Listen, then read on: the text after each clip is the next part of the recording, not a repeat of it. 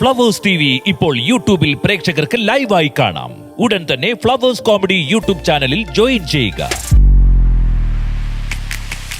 ഈ സാരി ഉടുത്ത് നല്ല സുന്ദരികളായിട്ട് ഒരുങ്ങുക നമ്മുടെ പുരുഷ കേസരികൾ.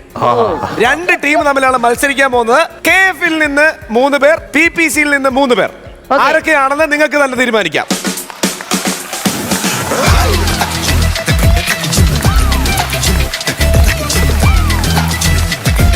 സഹായിക്കാനായിട്ട് സ്ത്രീജനങ്ങൾക്ക് എല്ലാവർക്കും വേദിയിലേക്ക് വരാവുന്നതാണ്. ഓക്കെ, അപ്പൊ നമ്മുടെ ഗെയിം ഞാൻ പറഞ്ഞുതരാം. ഈ സാരി ഓരോരുത്തരായിട്ട് നിങ്ങൾ വൃത്തിക്ക് ഉടുപ്പിക്കണം. വളരെ ചെറിയ സമയം മാത്രമേ ഉള്ളൂ. ഏറ്റവും ഭംഗിയായിട്ട് സാരി ഉടുത്ത് ആ സാരിയുമായിട്ട് ഏറ്റവും ഭംഗിയായിട്ട് റാമ്പ് വാക്ക് നടത്തണം. ഇത് നിയന്ത്രിക്കാനായിട്ട് ഏറ്റവും സ്നേഹത്തോടെ ഞാൻ ജഗദീഷ് ചേട്ടനെ ഇങ്ങോട്ടേക്ക് സ്വാഗതം ചെയ്തു. ജഗദീഷ് ചേട്ടാ പ്ലീസ്.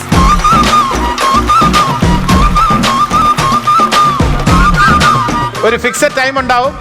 ആ സമയം കഴിയുമ്പോൾ സൈറൺ ഉണ്ടാവും. അപ്പൊ എല്ലാവരും സ്റ്റോപ്പ് ചെയ്യണം. ആ സ്റ്റേജിൽ എത്രത്തോളം നിങ്ങൾക്ക് ഉടുക്കാൻ കഴിഞ്ഞിട്ടുണ്ടോ അതനുസരിച്ചായിരിക്കും mark. And your time start now. കഴിവ് തെളിയിക്കൂ. ഉണ്ടഴിഞ്ഞു പോകരുത്. റിനീഷ, സാരി ഉടുപ്പിക്കാൻ അറിയാമോ? സാരി ഉടുക്കാൻ അറിയോ? Okay, very good. അവല സാരി പുതപ്പിക്കുന്നു. അമല സാരി പുതപ്പിക്കുന്നു. ആദ്യം അമല സാരി ഉടുപ്പിക്കാൻ പഠിപ്പിക്കൂ. മാനസ അമ്മയുടെ കയ്യിൽ നിന്നാണ് സാരി ഉടുക്കാൻ പഠിച്ചത്. എന്നിട്ട് മാനസതയെ ഉടുപ്പിക്കുന്നത്. ഇത് സാരി ഉടുക്കലല്ല, വരിഞ്ഞു കുറുക്കലാണ്. വസ്ത്രാക്ഷേപം കളിക്കുകയാണ്. ഓ, ബാലച്ചേട്ടൻ ബാലച്ചേട്ടൻ ഒരു മഞ്ഞക്കിളിയെ പോലെ സാരി എടുത്ത്. അതെ, ബാല പെട്ടെന്ന് ഇന്ന് സ്കോർ ചെയ്യാൻ പോകുന്നത് ചിരിച്ചേട്ടനായിരിക്കും എന്നെ മനസ്സ് പറയുന്നു. ആ കൈയടക്കം നോക്കൂ, ഞൊറി ഉടുത്ത് ആദ്യം കഴിയുന്നവര് കൈ വെക്കണം. സമയം പൊക്കോണ്ടിരിക്കുകയാണ്. നസീറിക്കയുടെ കയ്യിൽ നിന്ന് പോയി, മുണ്ടെന്നും പോയെന്ന് തോന്നുന്നു. കൈ അപ്പൊ നിശ്ചിത സമയത്തിനകത്ത് തന്നെ എല്ലാരും സാരി ഉടുത്തു. അപ്പൊ ഇനി നടക്കാൻ പോകുന്നത് സാരി ഉടുത്ത മോഡൽസിന്റെ റാമ്പ് വാക്കാണ്.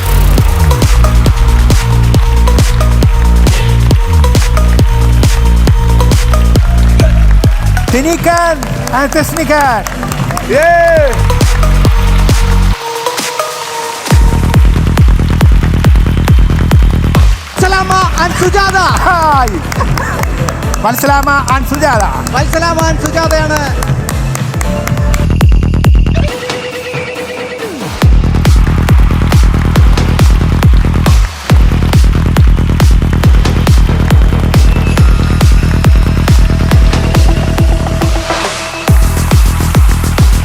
തങ്കമണി വല്യമ്മയും കൊച്ചുമോളും.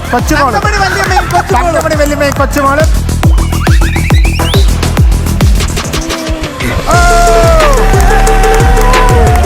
വാട്ടുന്നില്ല മനസ്സില.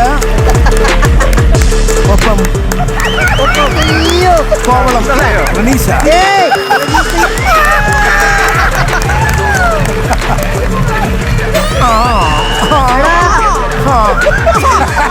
ചേച്ചി വേറെ മൂടില.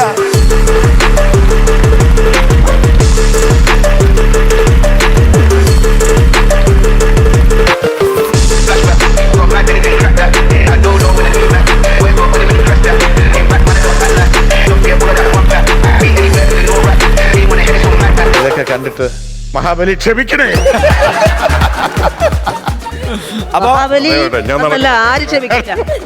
രണ്ട് വിജയോടൊപ്പം മഹാബലി നടക്കും.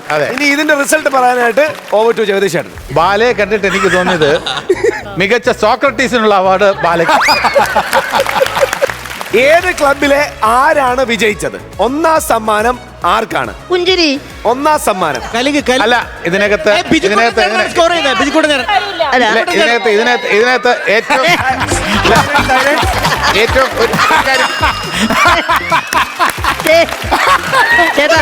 ജഡ്ജിനെ സ്വാധീനിക്കാൻ പാടില്ല. അതിന് എന്ത് കാണിച്ചിട്ടാണ് സ്വാധീനിക്കുന്നത്? അതല്ല, ആ സ്ത്രീ അത് പലതവണ ആവർത്തിച്ചു.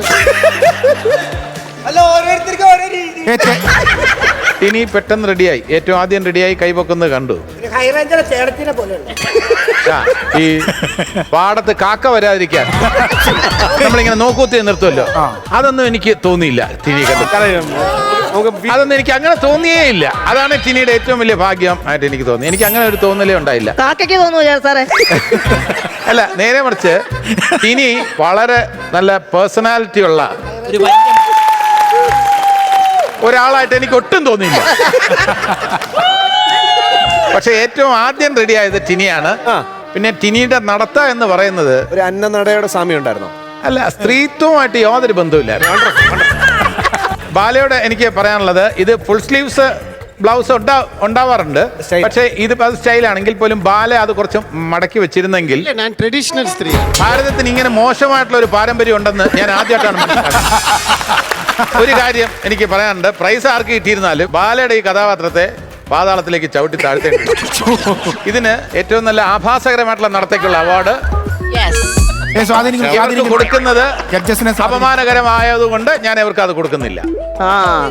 ഞങ്ങൾ ഉദ്ദേശിച്ചത് ഞങ്ങൾ ശകുന്തളയാണ്, അതായത് മലയാളി മങ്ക എന്നല്ലേ പറഞ്ഞത്. അപ്പൊ ശകുന്തളയ്ക്കും മലയാളത്തിന് ഒരുപാട് ബന്ധമുള്ളതുകൊണ്ട് ബോംബെയിലാണോ ശകുന്തള? ഓ, അപ്പൊ ഇപ്പൊ ഇങ്ങനെ കാല് പൊക്കിയത് ഈ ദർഭമുന. ഓ, അപ്പൊ ശകുന്തള ആയിരുന്നു അല്ലേ? ദുഷ്യന്തൻ ഇന്ന് ജീവിച്ചിരിപ്പുണ്ടായിരുന്നെങ്കിൽ എകട്ടത്തൊരു അടിയൊന്നും. ഇതെന്തോ ഇത് സംഭവം.